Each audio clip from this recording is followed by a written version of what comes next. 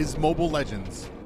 We have the man, the myth, the legend, MidNight here. I know pretty much everybody should know who you are and what you do, but for those who have been living under a rock, why don't you go ahead and let them know who you are and what you've been doing for the last few months?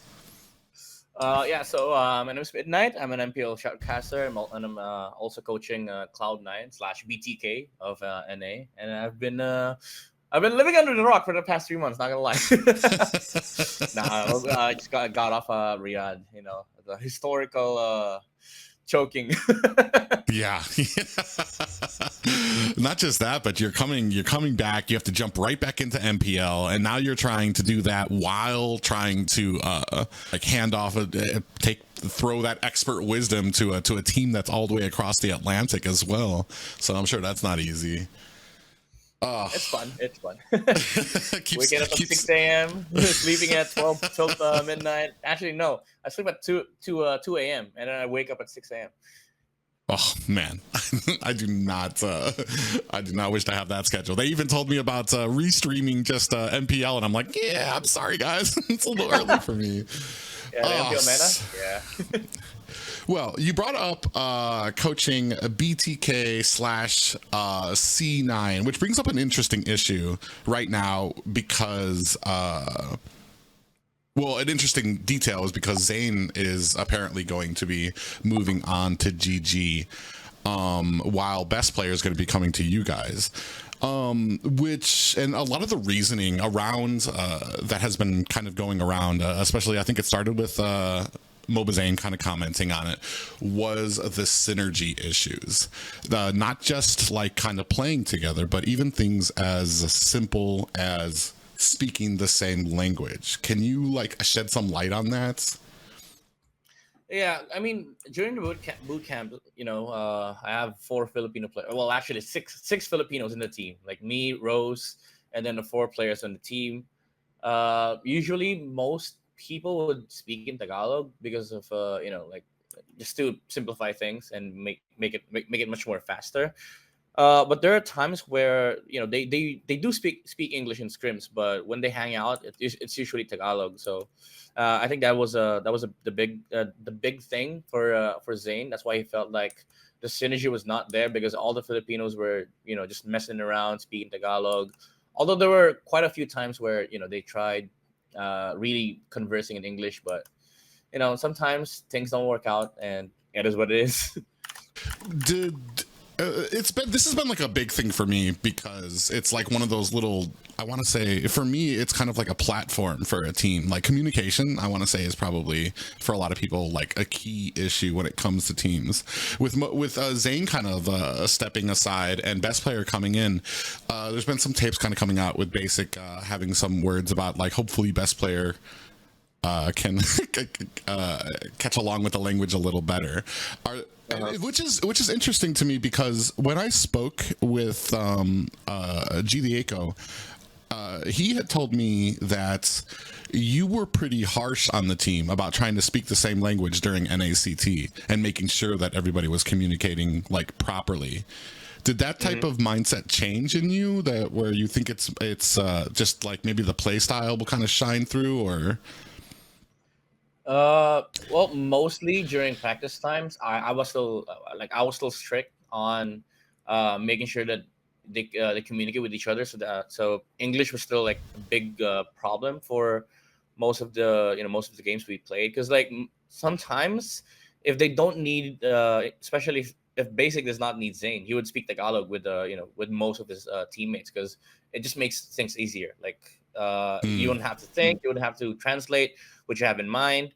But it wasn't an issue during the scrims, because like we were having good games, even though we lost a lot of games. But for the first half, we were doing great. It just became an issue when the patch came out. Like it really fucked our our play style a lot, because like the damage junglers came in, and we needed more synergy with the with the trio mid, like Zane having to work with Mara and Chris. But I would say it wasn't even the Tagalog thing. I would say I would pin it on like it's more of Chris and Mar not talking a lot, because they don't really talk a lot during games. So I would say, yeah, sure, like the Tagalog thing was was still there. Like it was still a problem, but I would mostly pin it on like players not talking a lot during games. So it was a very Like they would just shut down. small piece of a larger problem Yeah, that you were exactly. seeing. Yeah. Interesting. I mean, and that makes sense too. So it, like, because like I think even a lot of people had been commenting that like it just seemed like a different team. And when you add the communication issues to a brand new meta, which I want to say feels a little bit faster paced, where like those snap reactions from the team really are kind of necessary. To kind of like really make sure everybody understands what's going on very quickly. If they're getting ganked, if a assassin's kind of on their way, or if the jungle's getting invaded. I do not envy. Speaking of that, like when you saw this new meta, like what were your reactions for it with the team, and like what were you guys like? What was the number one thing that you were trying to like get through to them to try to hopefully, I want to say, grow from? Well, during that time, fortunately, I had my hands on the patch update like 2 days earlier when it was released. So I was already thinking of like changing the whole dynamics of how we played the game, like introducing new junglers. I even made Zane practice Hayabusa and Yisun Shin once, although he didn't feel like he was going to play it on stage. But it was quite obvious when we played Julian Alpha, even though we got a lot of hate with with the Alpha pick. But now you're seeing a lot of alphas in the competitive play because it was working during that time, and we were one of the first few teams to really abuse the brokenness of the hero. And I feel like we did a lot of changes with the draft, with the whole like rotation and stuff. Because being in PH, as much as you want to change a lot of things, you also have to adapt to like Southeast Asian playstyle. And at that point, we were we were scrimming a lot against SRG, and we were trying to like not copy, but sort of like get some of the things that work for them and then include it in our playstyle. So that was the biggest adjustment that we had during the PH bootcamp. It's really more of adapting to how these top teams play in Southeast Asia. But again, it's not as easy as some people would think. Because being in NA for a long time and then playing in Southeast Asia, it's a different world. Like people are not used to like playing the game in a certain pace. People would still like brawl a lot, especially NA players. They would fight 24/7, and it's hard because like it's encoded in it's encoded in your play style. It's basically the default of a lot of these players. So that was one of the main things that we were really keen on changing, like changing the default of these players. Because like when Southeast Asian players default, it's usually around objectives. When North American players default, it's freaking fighting 24/7. Like they want to kill somebody like right now. So yeah, those two things, like the draft, the whole play style rotation, and then also like the default of the players, that was the main focus during the PH bootcamp. Unfortunately, again, patch kind of fucked us up because like the patch was introduced like 3 weeks before MSC. So it wasn't really enough time for us to really deal with like team synergy, dynamics, all that stuff. It was just a really hard time, honestly. Yeah, I mean, I imagine a brand new patch, and especially one that isn't really. I mean, people have talked about it, and I know there's going to be a bunch of Zane fans that are going to say it's not true, but it's not. It's not a lot of heroes that Zane has that he specializes in that are kind of flowing up to the top, except for maybe Roger. I want to say that was one. The alpha pick, while you can see now a lot of people using alpha, and at the time when I saw it, I don't think I thought immediately like this is a bad choice. What I thought was like, it's bad if this seems like it's the only choice for us to kind of be going in. I agree. Like I mean, I don't blame Zane because like again, every player has their own strengths, has their own weakness. I still think he's probably one of the best alpha users out there. Probably is, honestly. Maybe next to I mean, maybe the next best contention is Sekai's on SRG, but I still think we had a great alpha. Like during scrims, what Zane said in his stream was true. Like we were winning a lot with alpha. I think we have a probably more than 80% win rate on Alpha. That shit was banned a lot against us during scrims. So like when we were scrimming against teams, we play Alpha one time, it gets banned all the freaking for the next 3 games. So yeah, and I want to say your first 2 games were actually pretty successful in the early game, even up to the mid game. It was just the game started getting elongated. It felt like we were having issues closing, and this is pretty common for most teams out there. Is the communication starts off really, really good. As the game keeps on getting longer, people stop talking to each other. People start getting a little quieter. They're not telling each other what to do. And then I want to say that's where some of the other teams and the discipline kind of started to shine through. Speaking of which, a lot of hate and weight has been put on to players like Basic and Mielo. Tons of criticism about their performances. I just released a video. I mean, and not to brag, but it's easy to find certain spots where they messed up during the game. What are your thoughts about their performance? I think you talked a little bit about the roam and the communication there. What about these two? How did you feel that their performance went? Thing is, Basic, he kind of knew that he was underperforming. The very first match we played, he didn't get breakfast, so he was not really 100% like he didn't basically show up to the stage. What showed up was a half-baked player, not mentally prepared. I mean, he was mentally prepared, but physically, like there's a lot of factors that come into like being prepared into a national match, but it was still his fault, and he knows that. But overall, there's no better word to explain what happened. It was really just joking, honestly. Even with the Basic, hitting a Teresa with a blade armor with 20% HP. I don't know what the fuck that was. During review, I really emphasize on what the fuck this is. Mielo was doing great. Actually, he was carrying a lot during scrims. But after that, during stage, I think the pressure got into him. Like he was still doing good, but a lot of the times, some of the calls that he makes are questionable at best. Because it's not really questionable play by the player, but in terms of like macro, it really is something that you wouldn't do unless you're pressured to like actually win.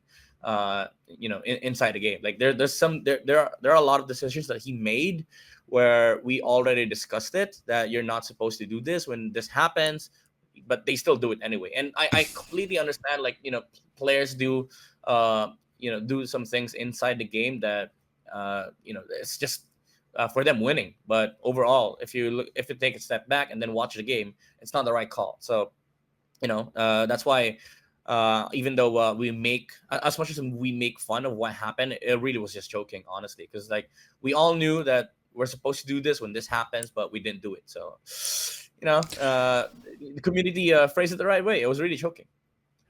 I mean, you put it out there already. And the community's kind of picked up on it. I want to say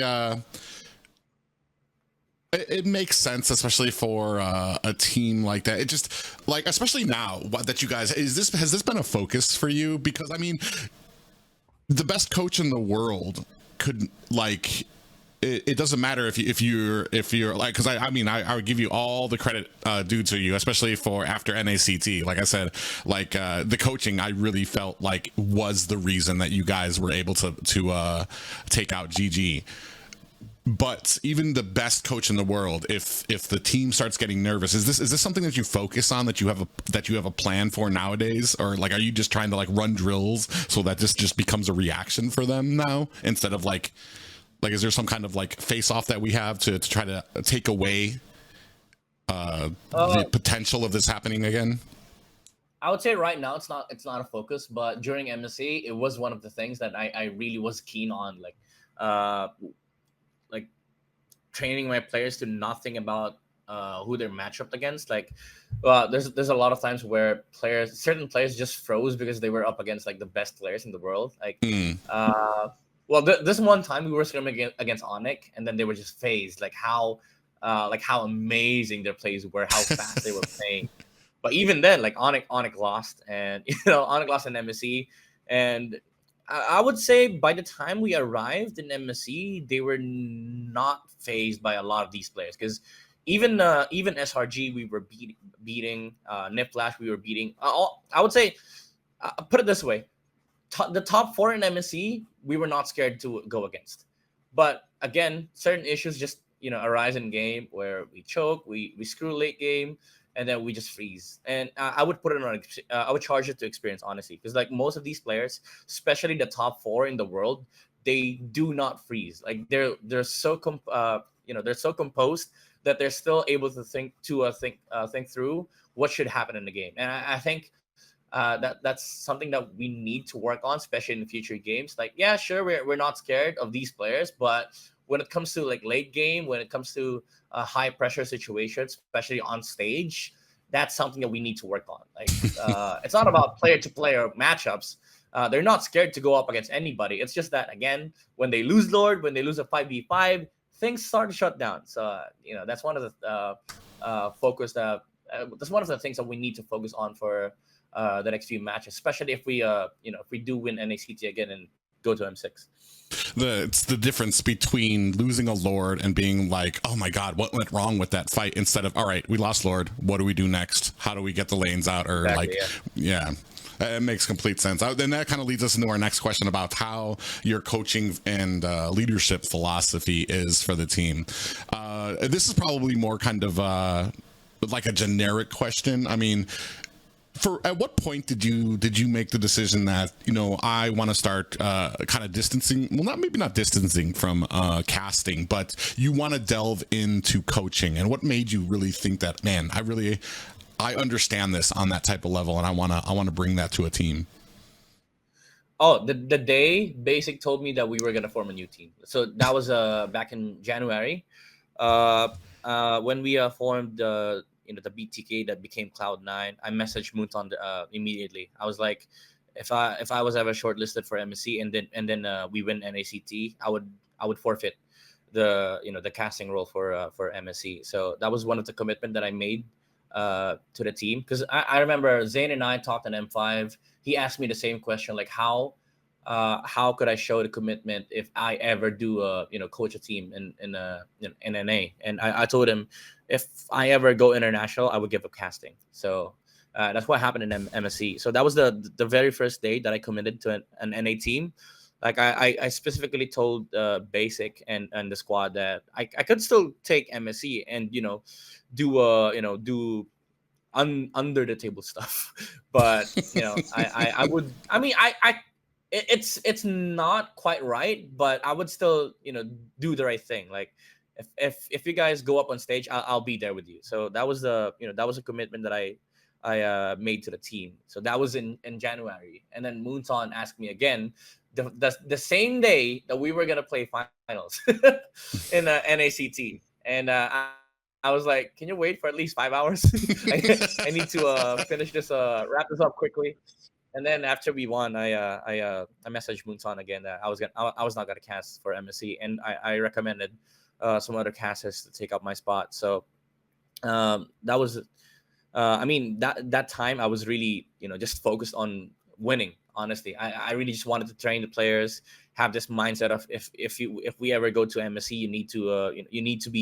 you need to act a certain way, practice every day, play play a certain amount of games per day, scrim a certain amount of games every day. So it was really just us putting our everything into winning NACT, because we knew that it was gonna be an impossible job taking down GG, because at that time TOB was the best squad in NA. So we were just really hammering down on all the stuff that we need to take care of before we head into the finals.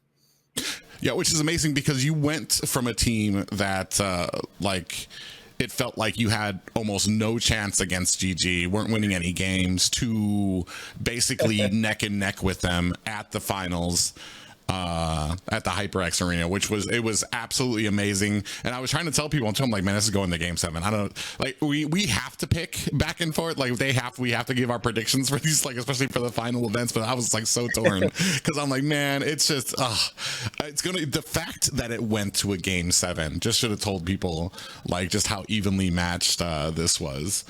So, I have two questions that I think weren't on this. One, is there anything that you would change how you did something going into MSC if you could go back and do it over? Oh, uh, maybe opt out of PH and go to Indo, so I could minimize a lot of the issues that we faced in our boot camp. Because one of the biggest thing that we experienced was most of the time we were just sick, and then Oh wow. uh, yeah. So I mean, some of the issues that we faced, I'm not gonna be able to disclose in this this interview, but these would be fixed if we if we headed on to a different place.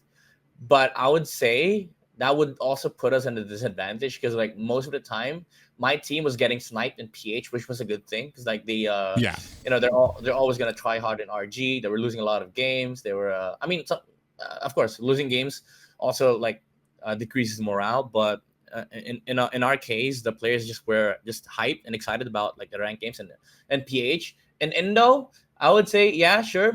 Some of the issues would be fixed, but the brawl thing wouldn't be because like I heard in Indo, and I've played in Indo server by the way. They really do love fighting a lot outside of objectives. It's crazy. So I mean, yeah, it's it's pros and cons. But if I ever was gonna change something, maybe go to Indo. But I wouldn't really change it honestly.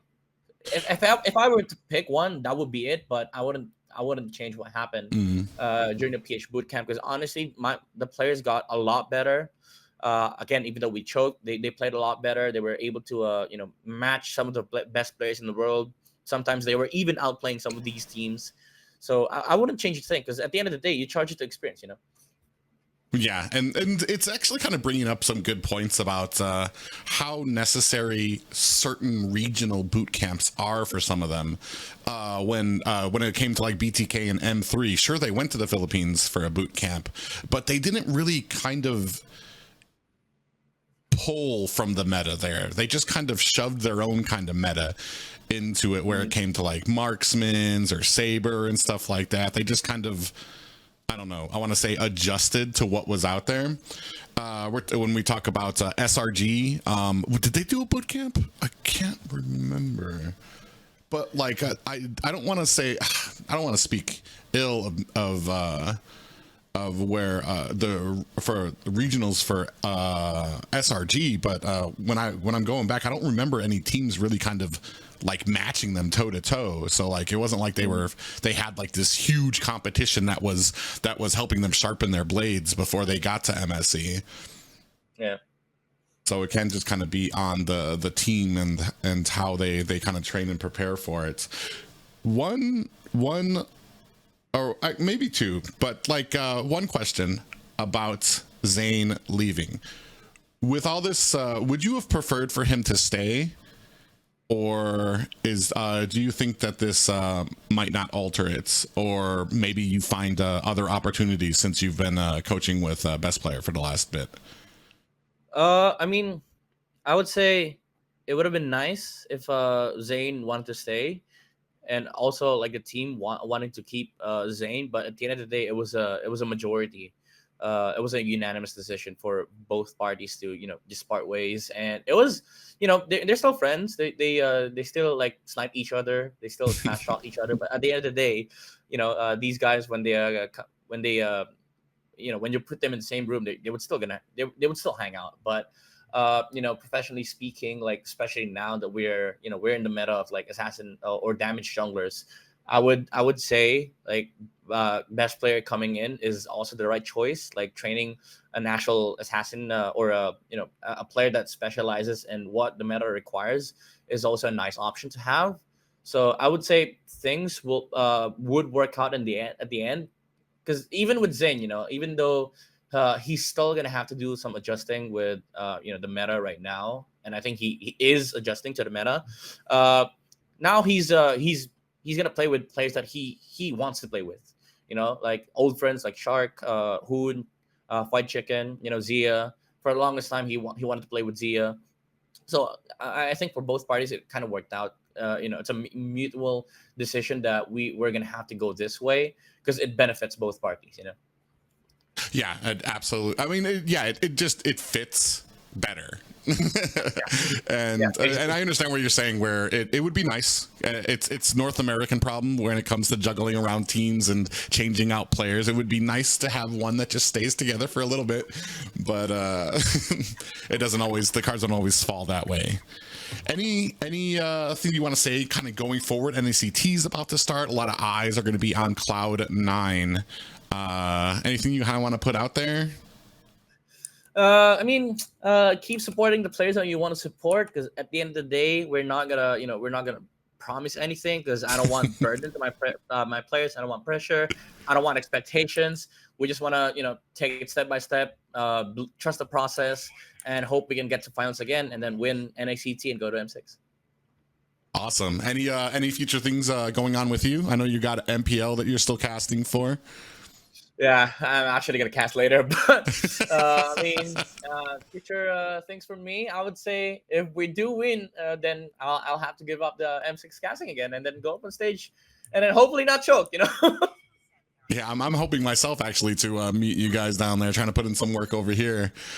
But yeah, it's been an exciting ride. Like I said, right from the beginning, I can even say too, I questioned how much a coach might help some of the teams, because I feel like we're kind of undisciplined, and there's only so much I feel like sometimes a coach can do. But like I said, your guys' performance, Cloud9, especially on that main stage, NACT, to see what, especially all the factors that come in when a team is down and out, it really felt like during NACT that Cloud9 while Gaming Gladiators had that feeling and they were kind of clawing for something to grasp onto, Cloud9 had that composure, and I feel like that is like 90% because of what you brought to that team, to be able to kind of close that out successfully for them. So my hat's been off to you for that.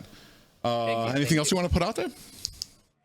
A lot of things I want to talk about, but it's not necessary at this point. You could put this as a extra bit for your video, but Cloud9 during MSC got a lot of hate because of how we drafted, but just watch the finals. Teams figured out that there's a better way of approaching the new meta, like letting go of Louis, prioritizing Valentina. So maybe the thing is, we got a lot of hate. Like, why would we draft a certain way? There's yada yada yada, a lot of yapping. But at the end of the day, teams were drafting the same way as we did, and they were just better. And that's the reason why I wanted to say that, was because, again, you have to give these teams props. They've been training for a lot of years. They're better because of certain aspects.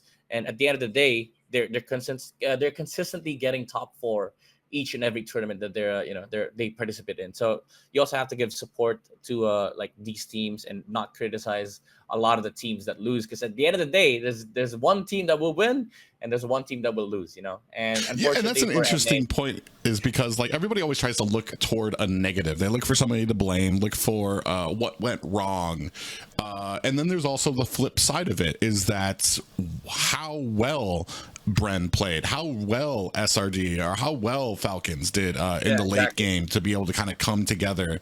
A lot of these drafts, it might not have been the draft. It could have just been the players having issues with it. And we saw the alpha picks later on in the tournament as well, used a little bit more successfully just because the players probably had a different mindset going into it. But yeah, and that's a huge point too, is that it's easy to kind of blame the people that lost, but you're talking, this is MSC, this was a huge event, the best in the world, and everybody got surprised except for SRG. SRG just came out of nowhere and surprised pretty much every single team out there, so it was a surprise from everyone. Man, I just want to say thank you. I know you've had such a busy schedule and we've been kind of playing tap dance around here. I know it's early for you over there and you guys have some awful weather there in the Philippines, but man, thank you so much for this interview, man. You want to throw shout out some of your socials and everything? If you want to follow me, I'm on Facebook, X, not Twitter, Instagram and TikTok at MDNYT97, MidNight on Facebook, and yeah, just keep supporting Cloud9 and also spread the love, not hate. Support the teams and also celebrate the winners. All right, man. Thank you so much.